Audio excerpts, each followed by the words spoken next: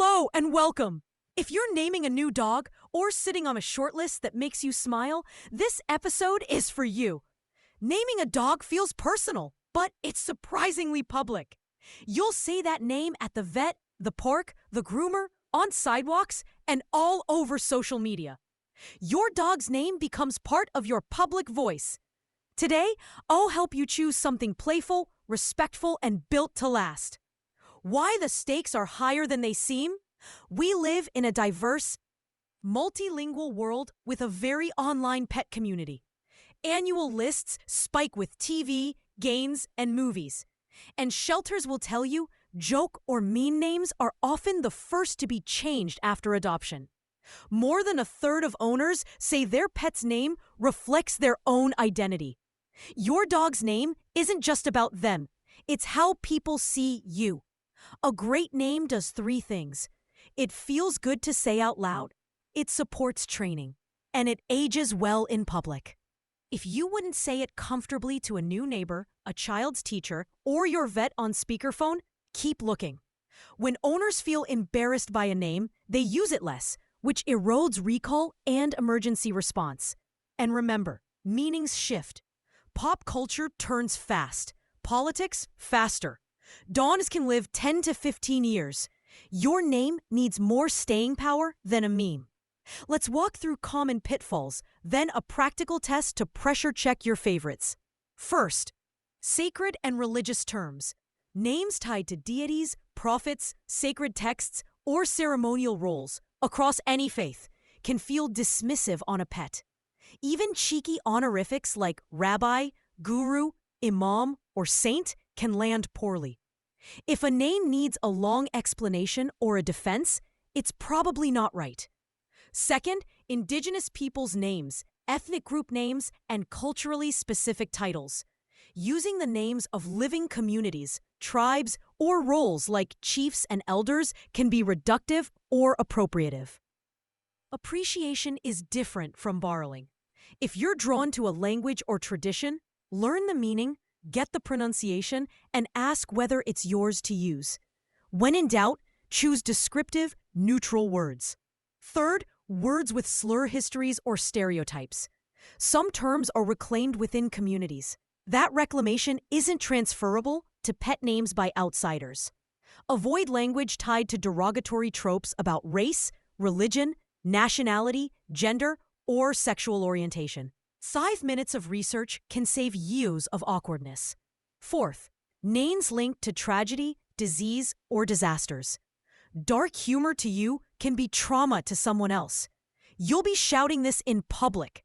Skip names that reopen wounds. Fifth, polarizing political figures or movements. These age quickly and turn your dog into an argument. If a name ties you to a hot-button issue, it follows you everywhere. Sixth, stereotyping and caricature. Names that reduce cultures to cliches or that lean into breed stereotypes shape how others treat your dog and you. Pick names that highlight your pup's personality without painting them into a box. Seventh, overly sexualized or explicit names. You'll say it in front of kids and at the vet. If a room would go quiet, it's not the one. Eighth, alcohol and drug names. Beyond the Vide, some daycares, therapy programs, and housing communities flag these. If you hope to do therapy work, visit schools, or travel often, pick something more neutral. Ninth, language borrowing without understanding. If you love a word from another language, confirm the meaning, context, and pronunciation, and make sure it isn't sacred or restricted. Now, trend chasing. Pop culture names can be fun, but they're risky. Memes age in months. A breakout character can feel timeless today and cringy by next season. If you love a franchise, look for deeper cuts or names that stand on their own. Be aware of popularity. Top 10 names are cute until your trainer calls Luna and 5 dogs spin around. Unique doesn't have to be weird, just distinctive in your neighborhood. Joke names are another trap. They're hilarious until you're shouting them during an emergency or explaining them to a child. Future you will thank you for something you can say calmly and clearly when it matters. Phonetics matter. Avoid names that sound like cues.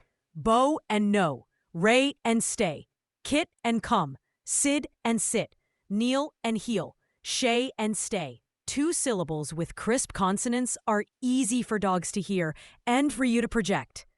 If you love 1 syllable, make sure it doesn't rhyme with your cues or with names in your household. All right, you've got a short list. Here's a quick framework to test each name. 1. The shout test. Step outside and call the name 3 times at normal volume, then louder. Does it feel natural? Would you yell it across a busy park? 2. The speakerphone test. Hi, I'm calling about my dog. If you hesitate, cringe, or have to spell it every time, that's a clue. 3. The classroom test. Imagine a trainer calling it in a room full of strangers. Still proud? Still comfortable? 4. The command collision check. Compare the name to sit, stay, down, come, no, heel, drop, out, off, leave it, and your recall word. If it's close, skip it or adjust cues. 5. The search test. Google the name with meaning, check news results, and peek at slang sites. If borrowing from another language, confirm with a native speaker and learn the pronunciation. 6. The longevity test. Picture saying it to a bouncy puppy, a moody teenager, and a dignified senior. Picture it on vet records, microchips, and travel documents. 7. The nickname test. Most names get shortened. Do you like the nicknames it naturally creates? Dogs respond well to bright vowels and sing-song endings. 8. The uniqueness check. Ask your daycare or trainer for the most common names they hear. Aim for something distinct in your area. 9. The respect check. If you're drawing from a culture, place, or tradition, ask, do I understand it? Can I pronounce it? Is it mine to use? If you want inspiration that's both meaningful and safe, nature, weather, and geography that aren't sacred, river, dune, soul, kumo. If you're connected to the language and can say it confidently. Music, astronomy, and botany. Orion, Lyra, juniper, clover, timeless and vivid. Your own family history, an ancestor's nickname, a hometown, a favorite author or scientist who isn't tied to controversy. A few quick do's and don'ts. Do pick something you'll happily say 50 times a day in public. Do run the shout test and command collision check. Do search for unintended meanings. Don't borrow sacred terms or culturally specific titles. Don't lean on stereotypes, tragedies, or explicit jokes. Don't chase memes that won't age with your dog. And if you realize after a week that the name isn't working, it's okay to change it early. Dogs adapt quickly when the new name equals treats, praise, and consistency. Say the new name, mark with a cheerful yes, reward, repeat. Retire the old one after a few days. At the end of the day, this is about respect for your dog, your community, and yourself. The best names feel good in your mouth, sound clear to your dog, and hold up in every room you'll walk into together. They don't need a disclaimer. They don't put other people on edge. They just work. So take your time. Test it out. Ask a friend to call it across the yard. Picture it on a name tag, on a vet chart, and whispered at midnight when your pup curls at your feet. If it still feels right in all those moments, you found a name with staying power. Thanks for listening, and give your dog a scratch behind the ears from me.